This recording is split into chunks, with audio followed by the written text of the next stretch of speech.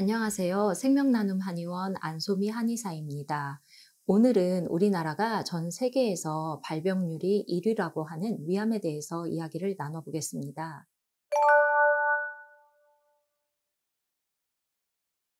우리나라에서는 한 해에만 약 3만 명 정도가 위암으로 진단을 받고 있습니다. 기간을 늘려서 생각해보면 10년 동안에만 약 30만 명의 위암 환자가 발생을 한다는 것이죠. 다행히 최근에는 위암의 발병률이 점차 줄어들고 있다고 해서 좀 안도가 되기는 하지만 여전히 높은 수치이기는 합니다.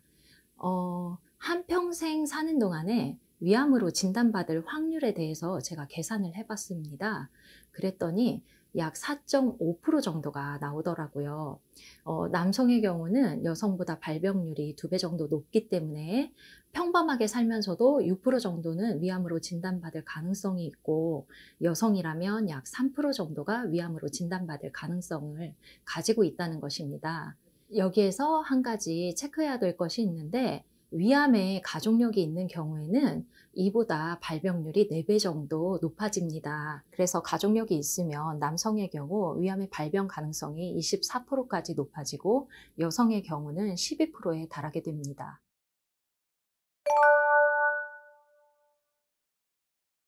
이렇게 우리나라에서 위암의 발병률이 높은 원인에 대해 전문가들은 높은 헬리코박터 파이로리균에 의한 감염률로 꼽고 있습니다.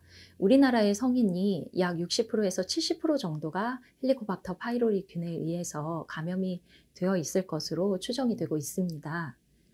헬리코박터 파이로리균이 위장에 살아남아서 위 점막을 헤집고 다니면서 위벽을 파괴하면서 위암까지 유발을 하는 것인데요.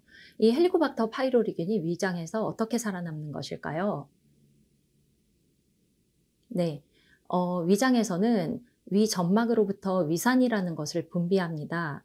위산은 말 그대로 강한 산성의 소화 효소입니다. 위산은 강한 산성으로 음식물 속에 섞여 들어온 세균을 살균하고 단백질을 소화 분해시키지요. 그런데 이 헬리코박터 파이로리균은 산성인 위산을 중화시키는 우레아제라는 효소를 분비를 합니다. 헬리코박터 파이로리균이 이렇게 살아남아서 위장에서 계속 증식을 일으켜서 위암을 유발한다는 것이지요. 그래서 여기서 꼭 짚고 넘어가야 될 한 가지 문제가 있는데요. 우리나라 사람들 중에서는 소화불량이나 체증을 호소하는 사람들이 굉장히 많아요. 이런 분들이 흔히 위벽 보호제라고 잘못 알고 드시는 약이 있습니다. 여러분도 알고 계실지 모르겠는데요.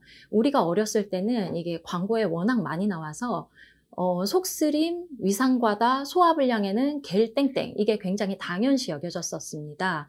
그런데 이런 약들은 사실 알고 보면 제산제, 위산 억제제라고도 하는데요.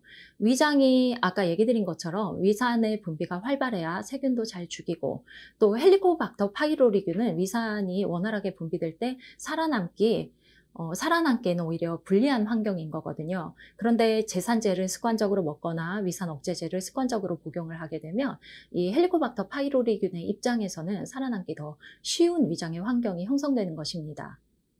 흔히 위염이나 식도염이라고 하면 위산 과다가 문제인 줄로만 잘못 알고 계신 분들이 굉장히 많습니다. 그래서 급성 위염이라든지 실질적인 위산 과다보다는 저산증과 만성 위축성 위염이 더 많은데도 불구하고 당연히 위산 억제제를 복용해서 위산을 감소시켜야 된다라는 그런 통념이 있는 것이죠.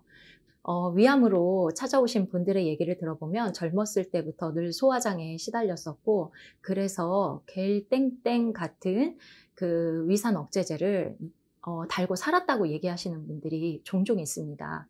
그리고 제가 또 약간 안타까운 임상 경험이 하나 있었는데요. 이분은 미국 교포분이셨어요. 그러니까 속이 안 좋아서 병원을 갔더니 위염으로 진단이 나왔었습니다. 그래서 그 병원에서 위산 억제제와 소화제를 처방을 받아서 한 달 정도 복용을 했었는데, 위암으로 급격하게 진행이 돼서 한 달 만에 도저히 손 쓸 수 없는 상태가 되어서 한국으로 오신 분이 있었습니다. 그래서 위산 억제제는 위벽을 보호하는 것이다라는 개념을 버리시고, 위암을 예방하기 위해서는 자신의 체질을 조금 더 정확하게 알고, 또 습관적인 소화 장애가 있다면 진짜 근본적인 원인을 찾아서 치료를 적절하게 해서 위암을 예방하시기를 당부드리고 싶습니다.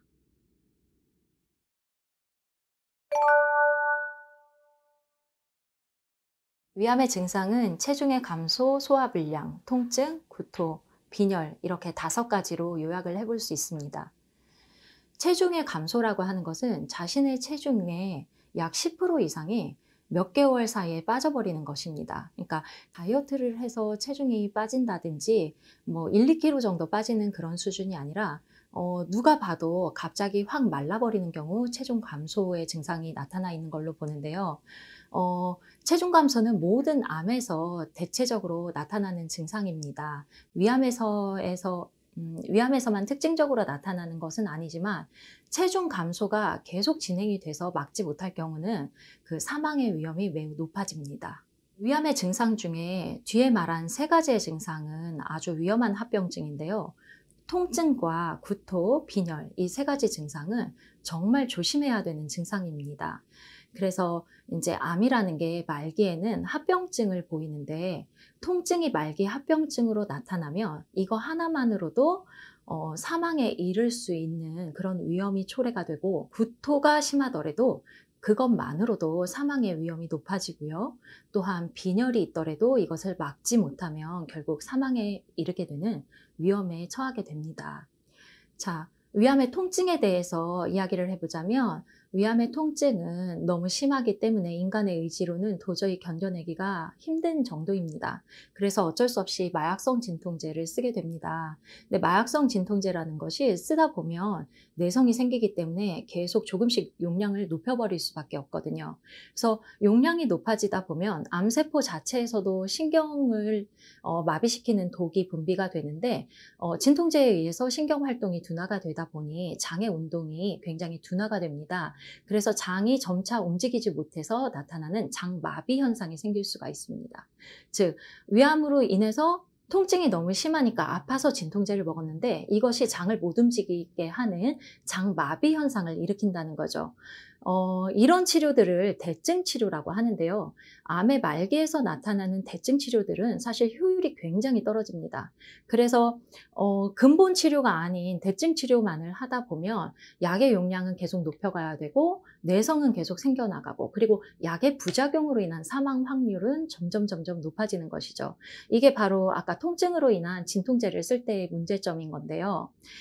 장마비가 나타나면 어떤 일이 생기냐면 그동안도 무척 고통스러웠는데 통증으로 인해서 무척 고통스러웠는데 장마비가 나타나는 순간 정말 살인적인 통증을 느끼게 되는 경우가 꽤 많습니다. 그러다 보니 진통제를 초고용량으로 쓰게 되고 거기에 신경안정제까지 더해서 쓰게 되다 보면 결국은 심정지가 올 수 있게 됩니다. 그래서 장마비가 나타나는 정도로까지 진통제를 쓰게 되면 예후가 좋지는 않습니다. 그 사망의 시점이 정말 길어도 1달을 넘기기가 쉽지 않습니다. 위암으로 인해서 사망을 하게 되면 통증 혹은 구토 혹은 빈혈 이 3가지 중에 하나가 원인이 되어서 사망에 이르게 된다라고 안내를 해드립니다. 자, 구토에 대해서 얘기를 해드리겠습니다. 구토는 처음에는 소화장애 단계를 겪다가 결국은 속이 울렁거리게 되면서 입맛이 전혀 나지를 않고 그러다가 구토까지 진행이 되게 되는데요. 이 구토가 어느 정도의 구토냐면은 음식을 전혀 먹지 못하고 물도 못 마셔요. 음식을 먹기만 하면 토하다가 나중에는 물만 마셔도 토하다가 결국 물도 안 마시는데 정말 심한 경우에는 30분에 한 번씩 구토를 하게 되는 일이 생길 수도 있습니다. 그래서 병원에 입원해 있는 경우라면 코에서 위장까지 관을 연결해서 그 가스를 빼내는 시술을 합니다. 그렇게 해서 겨우겨우 견디게 되는데 결국 이렇게 못 먹다 보니 탈수로 인한 사망에 이르게 됩니다.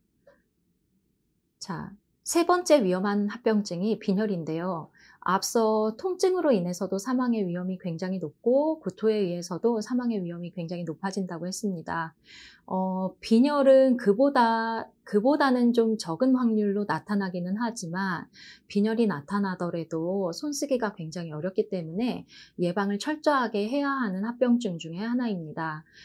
위암에서 나타나는 빈혈의 이유는 자기도 모르게 어디선가 조금씩 출혈이 생겨나고 있을 때 빈혈이 나타날 수 있습니다. 그래서 발견을 하면 그 부분을 뭐 지진다고 표현을 하는데요. 시술을 받아서 출혈을 일시적으로 먹게 할 수는 있습니다. 그런데 위암 자체가 영양이 워낙 불량하다 보니 빈혈이 계속되고요. 또 출혈 부위를 찾지 못하게 되는 경우는 결국 계속해서 피가 새나가기 때문에 계속해서 피가 새나가기 때문에 빈혈이 악화되게 됩니다. 자, 빈혈의 경우에는 유일하게 저도 어떻게 손 쓰지 못하는 것 중에 하나입니다. 그래서 빈혈이 극심하다면 일단 응급실을 찾아가서 수혈을 받는 방법이 최우선입니다. 수혈을 받아서 일주일 정도 빈혈이 이제 개선이 되어 유지만 되더라도 괜찮은데, 어떤 경우에는 하루 이틀 만에 원래대로 다시 빈혈이 악화가 되는 경우가 있습니다. 이런 경우에는 사망의 위험이 매우 높아지게 됩니다.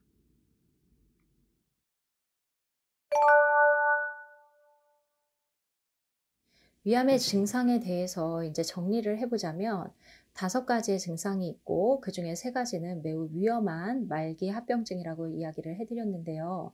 자, 위암을 치료함에 있어서 대부분의 사람들은 진단을 받게 되면 수술을 할 것인가, 항암을 할 것인가, 아니면 자연요법을 할 것인가, 혹은 식이요법을 할 것인가, 이런 방법론에만 치중을 해서 계획을 짭니다. 그런데 저는 꼭 강조드리고 싶은 게 이 부분입니다.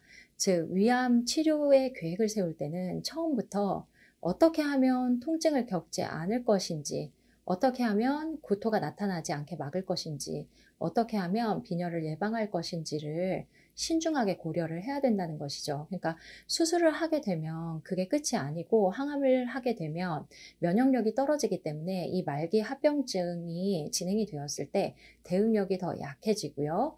그 다음에 자연요법을 하더라도 통증과 구토, 빈혈을 막을 수 없다면 그것은 별 의미가 없습니다. 그래서 치료의 초기부터, 즉 진단을 받은 즉시부터 어떻게 하면 이 사망에 이를 수 있는 위험 요소들을 겪지 않고 오래 살 것인지를 꾀하는 그런 치료를 계획을 하시기를 당부드리고 싶습니다.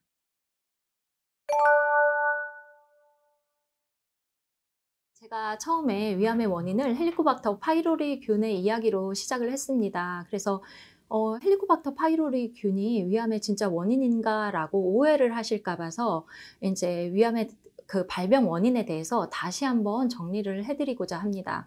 아까 우리나라 성인의 60%에서 70% 정도가 이 헬리코박터 파이로리균에 감염이 되어 있다고 했고, 또 한평생 살면서 위암에 걸릴 확률이 4.5%라고도 했습니다. 그러면은 이 감염률의 차이하고 실제 위암으로 진단받는 그 확률의 차이가 굉장히 크잖아요. 그 나머지 55%에서 약 65%가량의 환자들은 헬리코박터 파이로리균에 감염이 되어 있어도 위암 진단을 받지 않고 잘 산다라는 얘기가 되거든요. 제가 임상을 하면서 환자분들의 체질이나 이런 것들을 파악을 해보면서 위암에 잘 걸리는 유형을 3가지 발견을 했습니다. 첫 번째는 체질적인 문제인데요. 본래 태어날 때부터 소화기가 좀 약하게 타고났거나 이미 어릴 때부터 소화기가 약해서 아무거나 팍팍 먹지 못하는 그런 사람들이 있어요. 그 주변에 보면 종종 보실 수 있을 거예요. 그러니까 위장이 뭐 작다고도 하고, 뭐 위무력증이라고도 하고, 또 혹은 뭐 위염을 달고 산다고도 할 수 있겠지만, 이렇게 보면 굉장히 위장이 예민해요, 기본적으로. 그래서 음식도 아무거나 먹지 못하고, 뭐 저거 먹으면 체할 것 같다라고 생각하고 먹으면 바로 체한다든지, 그리고 늘 평생 소식을 해야 되는데 뭐 밥을 어쩌다가 우연히 한 숟가락이라도 더 먹으면 그걸 소화를 못 시켜가지고 하루 종일 낑낑댄다든지, 이런 분들이 그 기본적으로 소화기가 약한 타입입니다. 이런 분들이 만약에 헬리코박터 파이로리균에 감염이 되어 있고 식습관이 좋지 못하다든지 이럴 때는 위암에 상대적으로 취약하다고 할 수 있겠습니다. 두 번째 유형은 그 성향의 문제인데요. 그 스트레스를 좀 많이 받는 유형의 사람들이 있어요. 그러니까 스트레스에 취약하고, 그리고 잘 풀어내지 못하고, 소심하고, 굉장히 예민하고, 또 남들한테 또 싫은 소리도 잘 못하고, 이렇게 살다가 어느 날 갑자기 극심한 스트레스를 받거나 충격을 크게 받거나, 이런 분들이 또 위암에 걸려서 오시기도 합니다. 세 번째 유형은 앞선 두 경우와는 좀 많이 다른 경우예요. 뭐 성격도 쾌활하고 또 얼핏 보면 호탕하기도 해요. 그래서 아무거나 잘 먹어요. 그리고 평생 소화가 안 돼서 걱정을 해본 적도 별로 없고 자기가 뭐 위장에 문제가 있다라는 걸 의식을 해본 적도 없고 이런 유형들입니다. 이분들은 왜 문제가 생기냐면 너무 잘 먹어서 탈인 거예요. 그러니까 잘 먹으니까 술도 잘 마시고 담배도 많이 피우고 뭐 당연히 뭐 안주도 먹고 야식도 하고 때때로 폭식도 자주 하고 이러다 보면 그 습관이 좋지 않아서 몸에 독소가 쌓이게 됩니다. 그러니까 흡수해야 되는 것만 흡수를 해야 되는데 독소까지 너무 많이 흡수를 해버려서 위암으로 진행이 되는 경우입니다.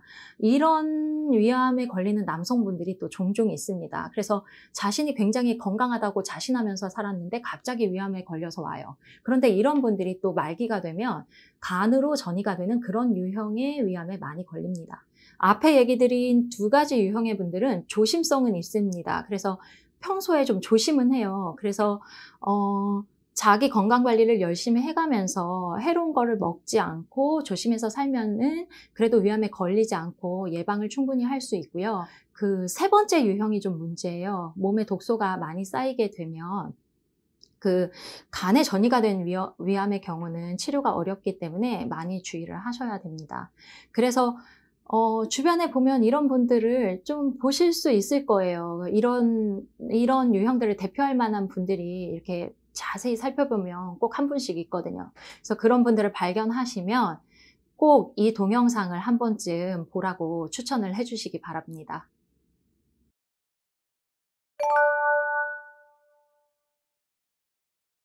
요즘은 위암의 조기 발견율이 높다 보니까 연기나 일기 단계에서 내시경을 통해서 발견을 하고는 합니다.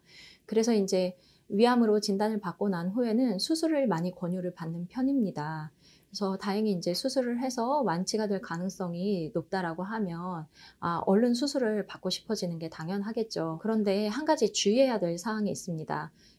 임상을 하면서 실질적으로 위암에 영향력이 큰 것은 기수가 아닙니다. 사람들이 이제 암을 이야기할 때는 암의 크기가 얼만큼 되는지 그리고 어디까지 퍼져 있는지를 따져서 기수로 분류를 합니다. 그래서 위암이 조기 발견이 되면 0기, 그리고 이제 아주 작은 1cm 미만의 암이 발견되면 1기, 그보다 크다면 2기, 거기서 전이가 조금 더 되었다면 3기, 그리고 4기까지 4기가 되면 멀리 있는 장기나 복막 같은 곳으로 전이가 되어 있을 때 위암의 4기라고 하는데요. 위암 진단을 받을 때 가장 신경을 쓰는 것이 이제 조기 발견이 되었느냐 혹은 말기로 진단을 받았느냐이고 여기서 조금 더 자세하게 0기냐, 1기냐, 2기냐, 3기냐, 4기냐를 따지는 것이죠. 그런데 여기에 그 맹점이 하나 있습니다. 내시경에서 좀 이상한 조직이 보여서 조직을 떼내고 검사를 했어요. 그래서 조직검사 결과가 악성 암세포가 나왔습니다. 이렇게 설명을 듣고 나면 의사가 시키는 대로 당연히 해야 되는 것처럼 여겨지잖아요. 그런데 위암은 사실 기수가 중요한 게 아닙니다. 자, 아까 0기부터 4기까지 분류가 된다고 했는데 각각의 기수에서도 암의 세포의 악성도를 반드시 따져보아야 합니다. 그런데 이런 정보는 어디에서도 잘 주지 않고요. 매스컴을 보더라도 이 암의 악성도에 대해서 언급을 하는 내용들은 거의 찾아볼 수가 없습니다. 그래서 지금부터 제가 말씀드리는 내용은 반드시 꼭 기억을 해두셨다가 주변에 위암 진단을 받는 사람들이 있다면 대신 챙겨주셨으면 하는 내용입니다. 자, 위암은 조직검사를 할 때 이 세포의 모양을 한 번 더 살펴봅니다. 그래서 그 결과가 병리 면역 검사 결과라는 것으로 나오게 되는데요. 실제로 이제 의무 기록 사본이라는 병원의 그 서류를 발급을 받아보면 그 안에 병리 면역 검사 결과지라는 것이 포함이 되어 있는 경우가 많습니다. 그런데 이제 내가 암인데 몇 개인가만 신경을 썼지 이 병리 면역 검사 결과지에 나오는 내용들은 그냥 무심히 넘겨버리는 분들이 되게 많아요. 검사 시점으로부터 의사를 만나서 암이라는 진단명이 나왔습니다라는 얘기를 나올 때까지는 이 병리 면역 검사 결과가 아직 나오지 않았을지도 모르겠습니다. 그런데 이 병리 면역 검사 결과가 나오기도 전에 치료의 계획이 나와 있는 경우라면 이것은 조금 신중하게 다시 생각을 해볼 필요가 있는 문제가 아닌가 싶습니다. 자, 악성도를 어떻게 파악을 하냐면 병리 면역 검사 결과지를 보면 분화도라는 용어가 나옵니다. 위암을 분류하는 체계가 1기, 2기, 3기, 4기로 되어 있다고는 하지만 각각의 기수마다에서도 이 분화도에 따라서 1기이면서 잘 분화가 된 암세포를 보였느냐 혹은 저분화암을 보였느냐에 따라서 치료 계획은 더 구체적이고 신중해져야 할 필요가 있습니다.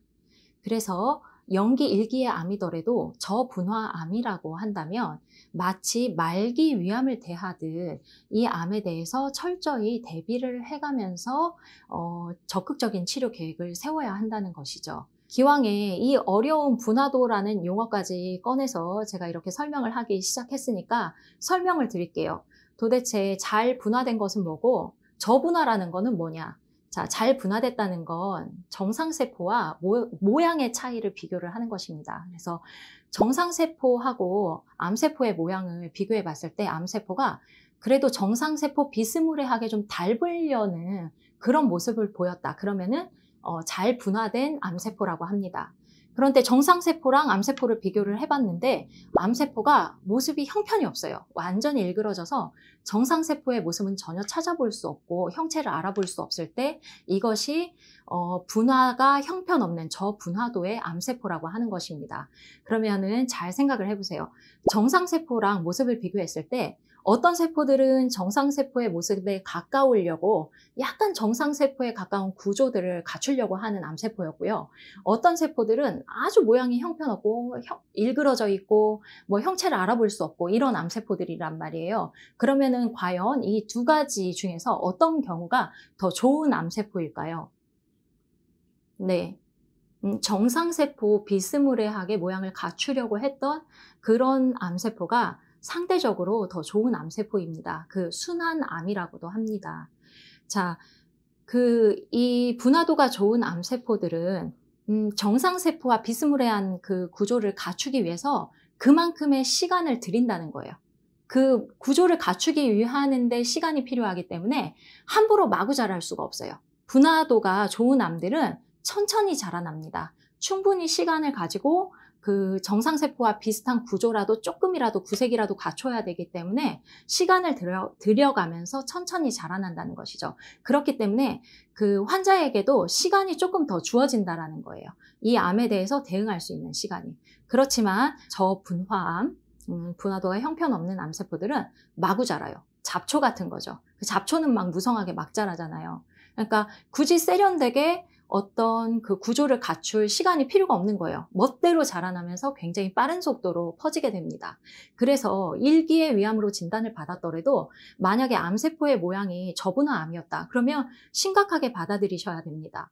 이제 위암으로 진단을 받았는데 다행히 1기라고 하면서 수술을 하면 완치율이 높으니 완치가 충분히 가능할 거라고 알고 수술을 받았는데 막상 수술을 하고 나니 1년도 채 되지 않아서 말기가 되어서 온몸에 암이 다 퍼진 채로 오시는 분들이 간혹 있어요. 자, 이런 경우가 바로 분화도가 낮은 위암에서 일어날 수 있는 위험한 일입니다. 그러니까 환자분들이 암의 기수까지는 조금 공부를 해서 알고 있는데 분화도에 대해서는 잘 모르니까 내 암이 수술을 하면 진짜로 완치가 되는 암인지 한 번 더 체크를 해보지 못하는 경우가 굉장히 많습니다. 그래서 1기로 진단을 받았더라도 이렇게 분화도가 저분화암으로 나온다면 내 암은 굉장히 진행이 빠른 암이다라는 걸 아시고 그에 걸맞는 치료 계획을 세우시는 게 좋습니다. 물론 좀 이견이 있을 수는 있는데 저의 의견이기는 하지만요. 이런 암들은 수술을 하더라도 수술하는 도중에 수술하는 동안에도 어디에서 어떻게 암이 자라고 있을지 아무도 모르는 일이거든요. 그러니까 분화도가 굉장히 낮은 암들은 아까 잡초처럼 무성하게 막 빠른 속도로 자란다고 했었잖아요. 그러니까 수술을 하고 회복하는 기간에도 암세포가 또 자라나고 있을 수도 있는 일입니다. 그래서 수술은 끝이 아닙니다. 수술을 하고 나서부터가 진짜 시작이 될 수도 있습니다. 그러니 암 진단을 받게 되면 한 번 더 기수만을 따질 것이 아니라 병리 면역 검사 결과에 나오는 나의 암의 악성도까지 반드시 체크를 해보셔야 한다고 강조드리고 싶습니다.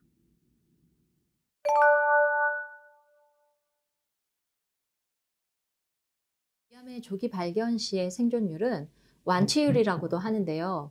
90% 이상입니다. 그런데 여기서의 완치율은 5년 생존율입니다. 즉, 5년 이상 살 수 있는 확률이 90% 이상이라는 이야기입니다.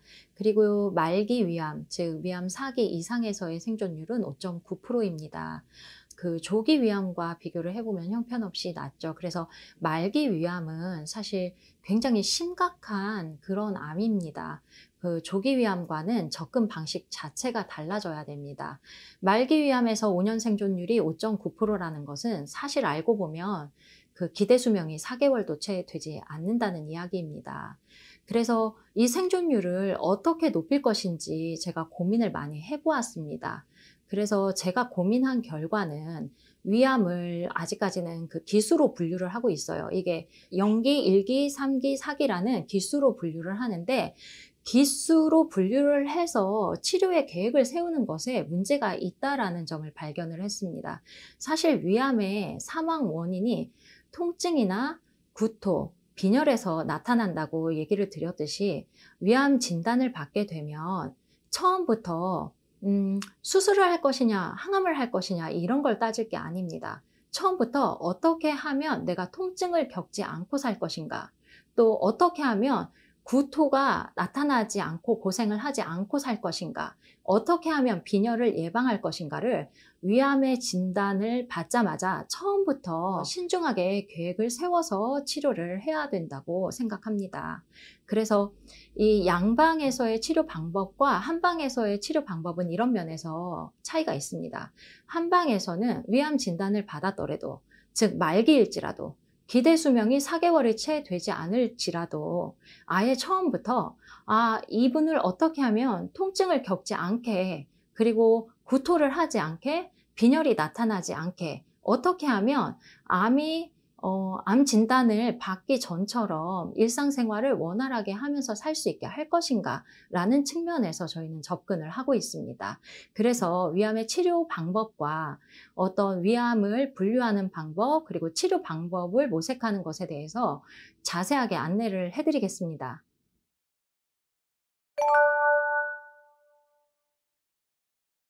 사람들과 이야기를 하다 보면 이런 얘기도 나옵니다.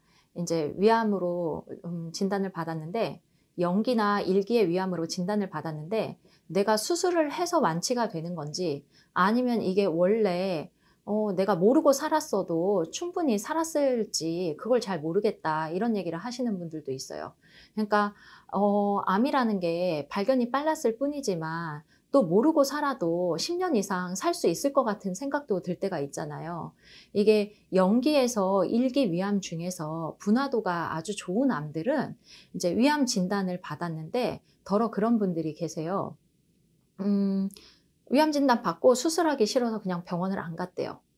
그리고 나중에 한 10년 뒤에 건강검진을 받아봤더니 그땐 또 위장이 깨끗하더라는 거죠. 이런 분들은 위암 진단을 받았어도 그냥 수술하기 싫어서 가만히 놔뒀을 뿐인데 나중에 보면 위암이 사라져 있습니다. 자, 분화도가 좋은 암은 이런 경우도 종종 발생합니다. 그래서 위암이 무조건 수술을 해야지 완치가 된다, 그것은 아닙니다. 그래서 어떤 경우에는 자가치유력을 이용해서도 충분히 개선이 될 수 있는 여지들이 있습니다. 그러면 이제 한방에서는 이 위암에 대해서 어떻게 치료를 하고 있는지 궁금해 하실 분들이 좀 있을 것 같아서 제가 정리를 해드려 보겠습니다. 위장은 하나의 소화기관 중에 일부입니다. 그 소화기관이라는 거는 입으로부터 항문까지 아주 길다란 하나의 관이에요. 근데 다만 이 관이 펼쳐보면 굉장히 긴데 몸 안에서 꼬불꼬불하게 위치를 해 있으면서 좁아졌다가 넓어졌다가 이런 것이죠. 그러면은 이렇게 긴 관이 이것저것을 평생 살면서 먹다 보면 언젠가는 뭘 잘못 먹으면 막히기도 하고, 기분이 나빠도 잠깐 막히기도 하고 그럴 수 있어요. 자, 이런 경우는 어떻게 해야 될까요? 당연히 막힌 것을 뚫어줘야 되겠죠. 근데 이 막힌 것을 방치를 하게 되면 위암이 되기도 하고, 막혔기 때문에 위암이기도 합니다. 그래서 한방에서는 불통 즉 통이라는 말이 있습니다. 즉, 통하지 않으니 아프다라는 말입니다. 그래서 암에 대해서, 특히 위암에 대해서는 이 불통 즉 통이라는 관점에서 접근을 하게 됩니다. 그러면은 한방에서 이 불통증통을 어떻게 치료하는데? 라고 물으시겠죠. 네, 한방에서는 이렇게 통하지 않아서 아프거나 병이 되는 경우 사하제라는 약을 씁니다. 사하제는 막힌 것을 뚫어뻥처럼 뚫어주는 그런 효능이 있는 약이라는 뜻입니다. 그래서 실제로 아까 위암에 걸리기 쉬운 체질에 대해서 한번 언급을 드렸었는데, 평생 동안 소화가 잘 안 돼서 아무거나 먹지 못하는 타입들이 있다고 했었잖아요. 이런 분들도 위암을 예방을 할 수가 있습니다. 그게 위암의 치료제나 이렇게 소화기가 약한 사람들을 소화기를 다스리는 치료제가 위장이 소통이 안 될 때 소통을 시켜주는, 음식물의 소화를 도와주는 그런 한약재들이 있기 때문에 가능한 것입니다. 그리고 두 번째, 아까 위암의 증상 얘기를 할 때 구토에 대해서 언급을 한 적이 있었는데요. 구토가 나타나는 원인에 대해서 구체적으로 설명을 해드리지 못했었습니다. 위암에서 구토가 왜 나타나냐면, 위장이 위 암세포에 의해서 운동 기능이 떨어지기 때문에도 구토가 나타나지만, 암이 너무 커져버리면 위장이 틀어막혀버리기 때문에 음식물이 더 이상 내려가지 못해서 구토를 하게 되는 것입니다. 그래서 위장이 완전히 막힐까봐 겁이 나니까 수술을 받는 분들이 굉장히 많은데요. 실제로 위장이 완전히 틀어막힐 정도로 위암이 커져서 오시는 분들은 생각보다는 많지 않아요. 그리고 완전히 틀어막히는 경우도 그렇게까지 많지는 않습니다. 위암으로 인해서 완전히 틀어막히기 전에 오히려 다른 증상들로 인해서 훨씬 더 힘들어지기 때문에 그로 인해서 사망 위험이 높아지는 거지, 위암이 완전히 틀어막혀서 사망하는 경우는 확률적으로 그렇게 압도적으로 많지는 않습니다. 그래서 위장이 틀어막힐 위험이 있는데 그러면은 이 위암을 수술을 안 하면 어쩌라는 건데? 라고 걱정하시는 분들이 있을 것 같아요. 근데 이 한약 중에는 모든 혹에 대해서 축소를 시키는 효과가 있는 약재들이 있습니다. 네, 실제로 그런 약재가 존재를 하고요. 저희는 이 약재를 가지고 마치 주사처럼 약침이라는 것으로 조제를 합니다. 그래서 이것을 약침으로 조제를 해서 겉에서 만져보면 배를 이렇게 촉진을 해보잖아요. 그러니까 배를 만져보면 굉장히 단단하게 만져지는 자리가 있기도 하고, 어떤 때는 덩어리가 볼록하게 만져지기도 하고, 혹은 눌러보았을 때 굉장히 아픈 지점이 있기도 합니다. 이런 자리들에 일주일에 약 3번 정도 직접 약침을 투여를 하게 되면 암이 상당히 축소되어 있는 것을 볼 수가 있습니다. 그래서 위암으로 인해서 위장이 막혀서 구토가 심하다든지 통증이 심하다든지 그럴 때에는 이 약침을 직접 시술하여 위암을 축소시키는 그런 치료를 하고 있습니다. 그리고 면역력이 지나치게 낮아져 있는 분들에 대해서, 특히 이제 빈혈이 심하다든지 항암 치료를 받을 만큼 받았는데 암이 사라지지 않았고 더 커져서 왔을 경우에는 면역력의 저하를 보완하기 위해서 면역력을 강화시키는 약침을 직접 시술을 하기도 하고, 먹는 약으로 면역력을 보강을 하기도 합니다. 또한 해독도 중요한데요. 위암에 걸리는 유형 중에 3가지 타입을 얘기 드렸었는데요. 몸속에 독소가 아주 많이 쌓여서 위암에 걸린 타입이라면 고용량의 미네랄, 한약 중에서 굉장히 좋은 미네랄들을 함유하고 있는 한약들이 있습니다. 그래서 그런 성분들을 집중적으로 복용을 하게 해서 해독을 하는 치료를 병행하고 있습니다. 이 한방에서 암을 치료한다는 것이 생소할 수 있겠지만, 적어도 3기 이내에, 혹은 모든 치료를 다 받았지만 재발을 했을 경우, 예를 들면 수술을 했는데도 위암이 1년 만에 재발이 돼서 복막으로 전이가 되어서 온다든지, 혹은 간으로 전이가 되어서 온다든지, 이런 경우들에는 이 한방 치료의 효율이 비교적 좋게 나타납니다. 그래서 한방 치료로 노릴 수 있는 효과는 뭐냐면, 일단 아프지가 않습니다. 그리고 밥을 잘 먹습니다.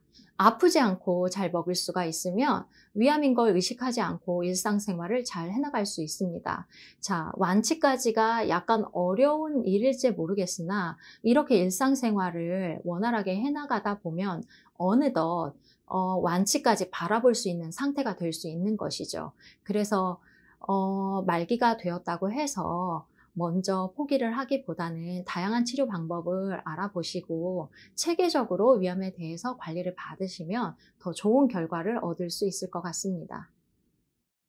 지금까지 위암에 대해서 되도록 자세하게 여러분에게 알려드리고자 내용에 좀 신경을 써서 이야기를 해보았는데요. 도움이 되셨는지 모르겠네요. 제가 이렇게 위암에 대해서 가급적이면 빠짐없이 이야기를 하려고 했지만, 그래도 임상에서 보면 위암 환자분들마다 제각기 개인의 특수성들이 있습니다. 그래서 이런 부분에서 조금 더 자세하게 얘기를 해드리고 싶지만 시간 관계상 이제 한계가 있어서, 이후에 궁금하신 점이 더 있다면 생명나눔 한의원으로 직접 전화를 주셔서 문의를 해주신다면 언제든지 환영하겠습니다. 다음에도 좋은 내용으로 찾아뵙겠습니다.